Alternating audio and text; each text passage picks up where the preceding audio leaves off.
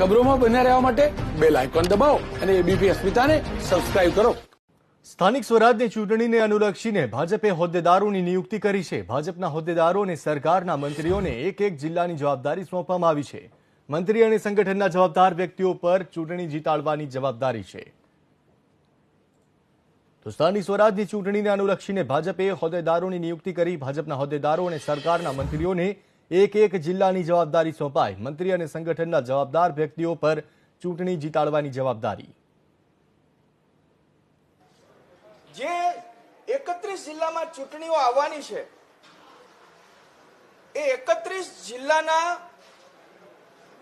ઇન્ચાર્જો એક સરકારમાંથી અને એક સંગઠનમાંથી એમ દરેક જિલ્લાવાર બબ્બે નામોની ઇન્ચાર્જો તરીકેની જાહેરાત પ્રદેશના અધ્યક્ષ શ્રી સી.આર. પાટીલજીએ કરી છે। એની યાદી પણ અમે તમને આપીશું। આ ઉપરાંત સ્થાનિક સ્વરાજ્યને લઈને